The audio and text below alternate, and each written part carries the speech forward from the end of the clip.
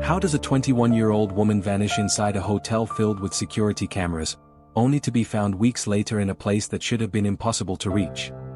On the morning of February 19, 2013, maintenance workers at one of Los Angeles' most infamous hotels made a discovery that would haunt the internet for years.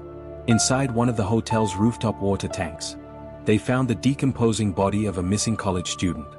Her name was Elisa Lam. For nearly 3 weeks, investigators had searched desperately for any sign of the 21-year-old Canadian tourist. Thousands of people had followed the case online, hoping she would be found alive. Instead, the answer only created far more questions. Because just days before she disappeared, a security camera had captured Elisa behaving in a way that no one could explain. She stepped into an elevator, pressed several buttons, peeked nervously into the hallway, jumped in and out of the elevator as if she were hiding from someone, waved her hands in strange, almost frantic motions. Then, she walked away. It would become the last confirmed footage of her alive. To this day, millions of people have watched those few minutes of surveillance footage, trying to answer the same question. What happened to Elisa Lam? Was she running from someone? Was she experiencing a mental health crisis? Or did something far darker happen inside one of America's most notorious hotels? This is the mystery of Elisa Lam. And it all began with a dream. Elisa Lam was born on April 30, 1991, in Vancouver, Canada. She was the daughter of immigrants from Hong Kong and was known by friends as intelligent, kind, and deeply curious about the world. She loved books. She enjoyed fashion.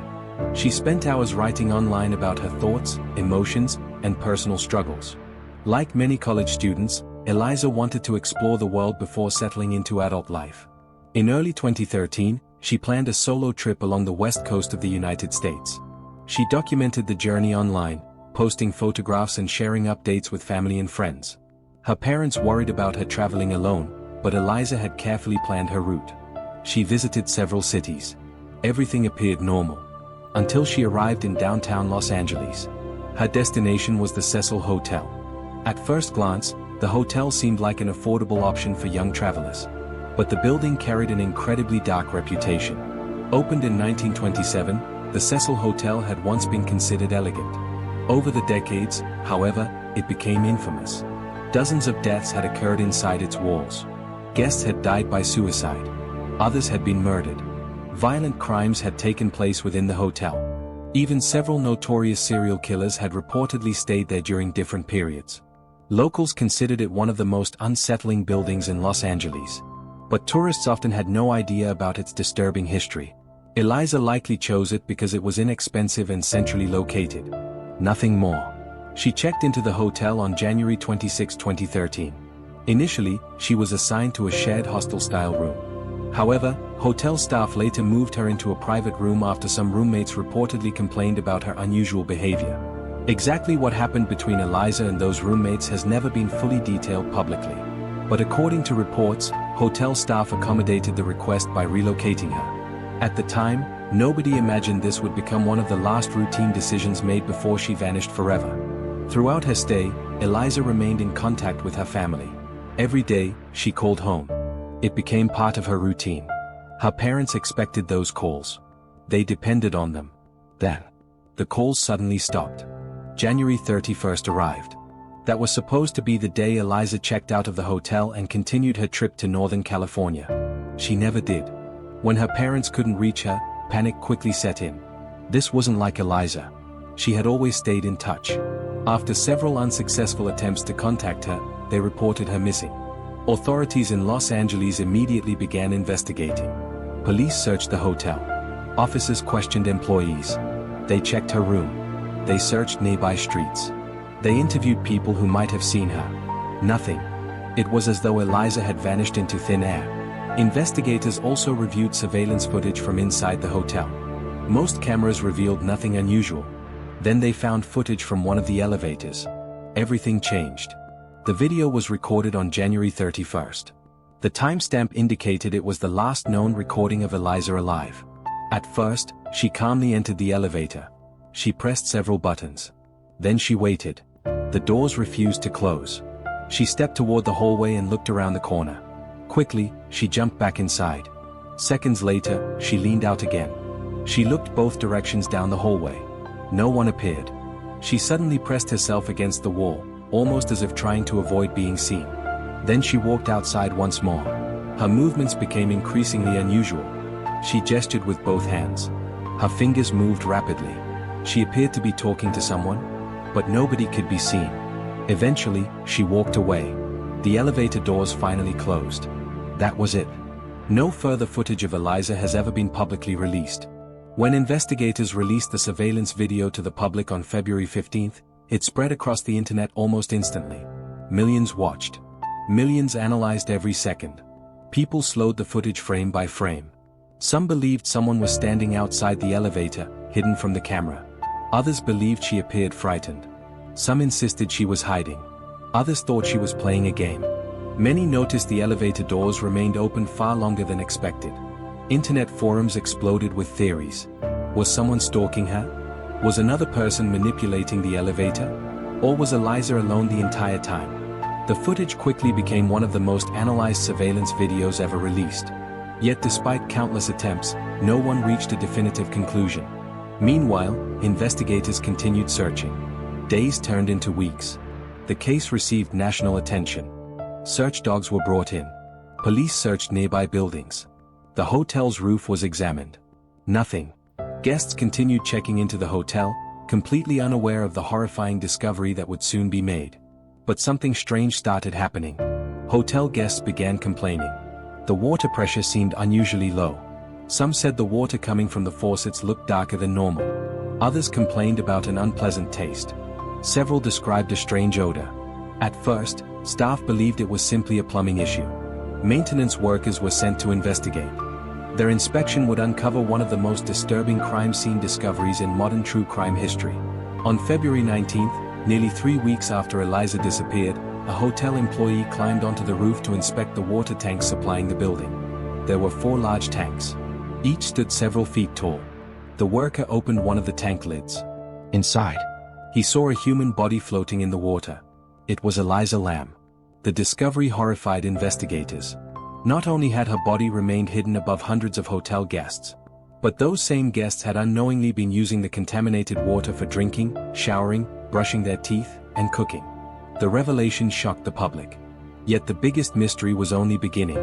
How had Elisa ended up inside the tank? The rooftop was supposed to be secured. Access was restricted. The tanks were elevated. Reaching them required climbing. Investigators now faced an even more disturbing question. Not simply how Elisa died, but how she got there in the first place. And the answers they uncovered would only deepen the mystery. How does a woman disappear from a hotel, only to be found inside a rooftop water tank that many people believed she couldn't have reached on her own? That single question became the center of an investigation that captivated the world. Now that Elisa Lam had been found, detectives believed they could finally piece together what had happened. Instead, the evidence only made the mystery even more unsettling. Investigators immediately sealed off the rooftop and began processing the scene. The water tank containing Elisa's body stood among several large cylindrical tanks that supplied water to the Cecil Hotel. The discovery sparked immediate speculation. Many people believed it would have been impossible for Elisa to get into the tank by herself. The tanks were positioned on a raised platform. To reach them, someone first had to access the hotel's roof. From there, they would have to climb onto the platform and then open the heavy hatch at the top of one of the tanks. Almost immediately, questions flooded the investigation. Was the roof locked? Had someone helped her? Had she been placed there after her death? Or had she somehow climbed into the tank herself? Investigators knew they couldn't rely on assumptions. Only evidence would provide answers. The first step was conducting an autopsy. Medical examiners carefully examined Elisa's body for signs of violence. If someone had attacked her, there would likely be injuries, bruises, broken bones, defensive wounds, evidence of restraint. But what they found surprised many people. There were no obvious signs of physical assault. No stab wounds. No gunshot wounds. No significant injuries indicating a violent struggle. Investigators also looked for signs of sexual assault. None were found. Her toxicology tests were similarly revealing. They found no evidence that Elisa had consumed alcohol in significant amounts. No illegal drugs were detected that could clearly explain her behavior. Some prescription medications were present in her system, but the findings suggested she had taken lower levels of certain medications than expected if she had been following her prescribed treatment consistently. The report did not conclude that medication alone explained what happened. Instead, it became one piece of a much larger puzzle. Ultimately, the medical examiner listed the cause of death as accidental drowning, with her diagnosed bipolar disorder noted as a significant contributing condition. For investigators, that conclusion answered one question, but it raised many others. The rooftop itself became a major focus. At first, reports circulated claiming the roof was impossible to access. Some media outlets suggested it was protected by alarms that would immediately alert hotel staff if anyone entered. This fueled countless theories. If the alarms worked, how had Elisa gotten there unnoticed? However, as investigators continued gathering evidence, a more detailed picture emerged. There were multiple ways to reach the rooftop. One route required keys and passed through secured areas. But another involved the exterior fire escape. That route could potentially allow access without triggering the same security measures. Investigators also learned that not every part of the rooftop was constantly monitored. This significantly changed how they viewed the scene. While reaching the roof wasn't necessarily easy, it also wasn't impossible. Another point of confusion involved the water tank itself. For years, people claimed the hatch had been found closed after Elisa's body was discovered. That detail became one of the strongest arguments for foul play.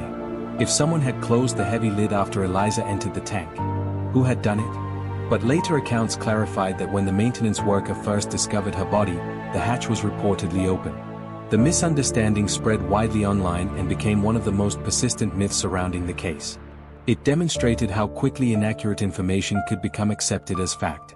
Even today, many people still believe the hatch was closed despite official investigative findings indicating otherwise. Then there was the elevator video. The footage became the defining image of the case.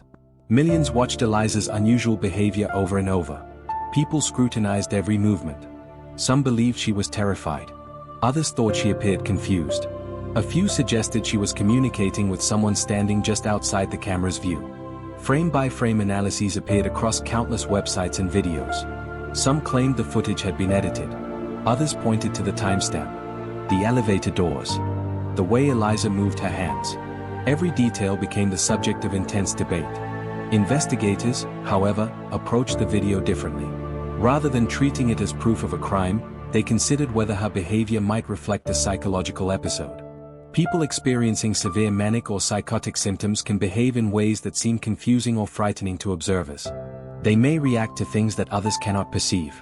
They may appear frightened without an external threat. They may move unpredictably or act on beliefs that feel completely real to them. This possibility became an important part of the investigation. Elisa had publicly written about living with bipolar disorder. On her personal blog, she discussed the challenges of balancing school, relationships, and her mental health. She wrote candidly about periods of depression. She also described how changes in medication affected her daily life. Her writings revealed someone who was intelligent and self-aware, but also someone who struggled with an illness that can fluctuate dramatically. Bipolar disorder is characterized by episodes of depression and episodes of mania or hypomania. During severe manic episodes, especially when accompanied by psychosis, a person may experience delusions, disorganized thinking, or hallucinations.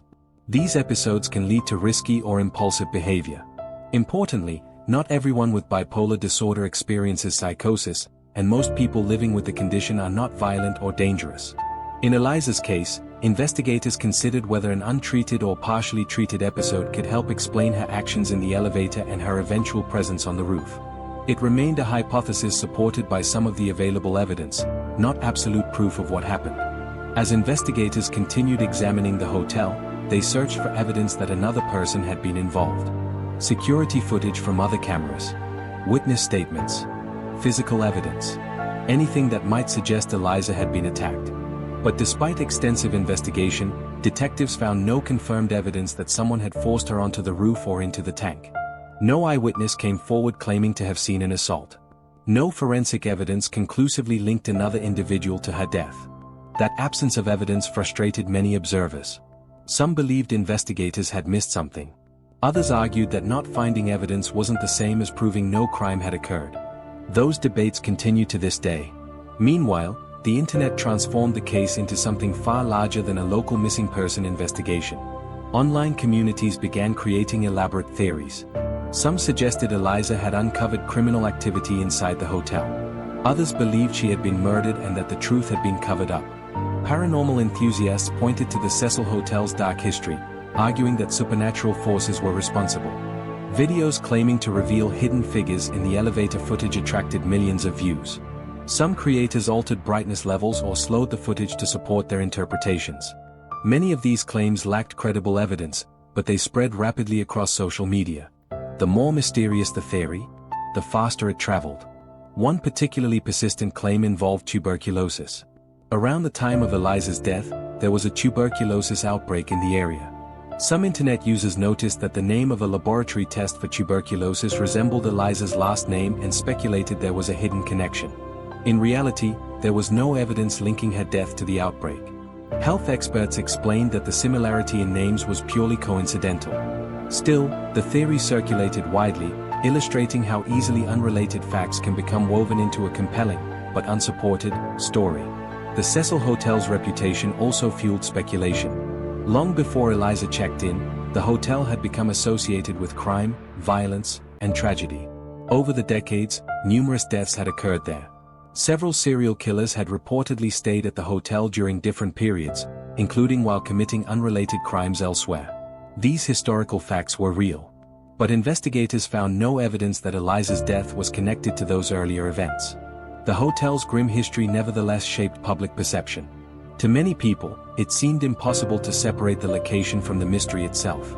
As weeks turned into months, investigators reviewed every available piece of evidence. They reconstructed Elisa's movements as carefully as they could.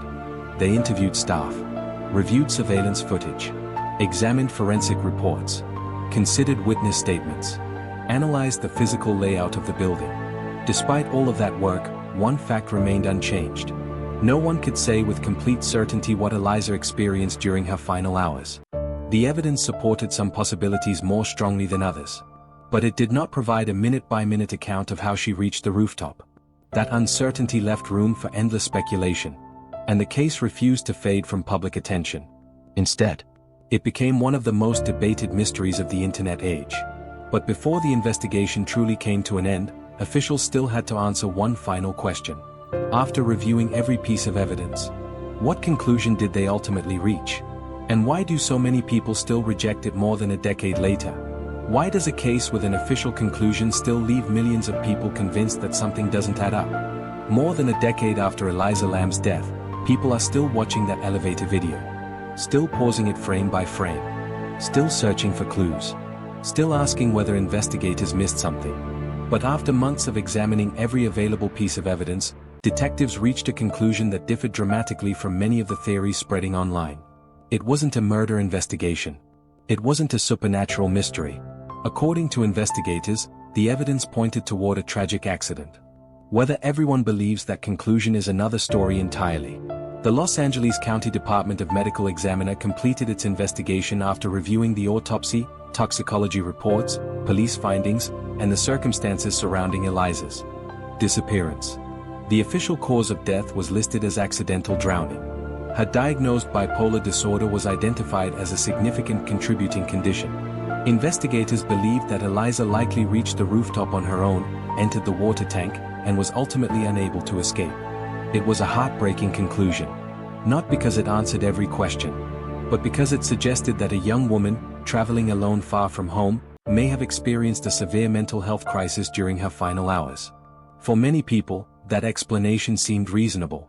The elevator footage showed behavior that appeared unusual and disorganized. Her own writings documented her struggles with bipolar disorder. Toxicology findings suggested she may not have been taking all of her prescribed medications consistently. Mental health experts have explained that interruptions in treatment can increase the risk of manic episodes, and in some cases, severe episodes may involve confusion, paranoia, hallucinations, or impaired judgment. Investigators believed these factors could explain why Elisa behaved as she did and why she may have wandered into a dangerous area without fully appreciating the risk. But not everyone accepted that conclusion. Critics pointed to questions they felt remained unanswered. Why was there no clear footage showing Elisa making her way to the roof? Why didn't anyone report seeing her? Could someone else have been present outside the elevator camera's view? Did investigators overlook evidence because the case appeared to fit an accidental narrative? These questions have been debated for years. However, asking unanswered questions is not the same as having evidence that supports an alternative explanation. Investigators repeatedly stated that they found no confirmed forensic evidence indicating homicide. No signs of assault. No evidence that another person forced her into the tank. No physical evidence conclusively linked anyone else to her death. The absence of proof has not stopped speculation, but speculation alone cannot establish what happened. The internet, however, rarely leaves a mystery untouched. As the years passed, the Elisa Lam case became one of the most analyzed true crime stories ever discussed online. Thousands of YouTube videos appeared. Podcasts dedicated entire episodes to the case.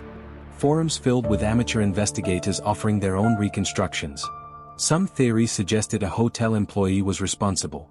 Others claimed organized crime was involved. Some insisted the government covered up the truth. Still others believed paranormal forces were at work because of the Cecil Hotel's long history of tragedy. Many of these theories relied on selective details while ignoring evidence that contradicted them. Others were built on misunderstandings that had already been corrected. Yet once an idea spreads online, correcting it becomes incredibly difficult. One of the biggest lessons from Elisa's case is how quickly misinformation can become accepted as fact. For years, countless videos claimed the water tank hatch was closed when Elisa's body was discovered. That detail became central to theories that someone must have trapped her inside. But official investigative information indicated that the hatch was open when the maintenance worker first found her.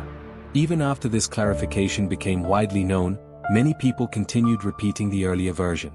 The same thing happened with claims about rooftop alarms. Some reports initially suggested alarms would have made unnoticed access impossible. Later evidence showed there were possible routes to the roof that did not necessarily fit those early assumptions. These examples illustrate an important reality of major investigations. Early reports are not always accurate. As investigators gather more information, initial assumptions often change. Unfortunately, the first version of a story is often the one that spreads the fastest. The Cecil Hotel itself also became a character in the mystery. By the time Elisa stayed there, the building had already developed a notorious reputation. Its history included suicides, murders, violent crime, drug activity, and years of decline. To many people, simply learning where Elisa disappeared made the case feel even more sinister. The hotel's past seemed to demand a sinister explanation. But investigators cautioned against allowing the building's history to replace evidence. A location can have a dark reputation without every tragedy there being connected. Each investigation must stand on its own facts. Elisa's family faced an unimaginable loss. They had encouraged their daughter to explore the world. She had stayed in contact throughout her trip. Then, without warning, those daily conversations stopped. Instead of welcoming her home with stories about her adventure, they were forced to identify her remains in another country. For them, the case was never about internet theories.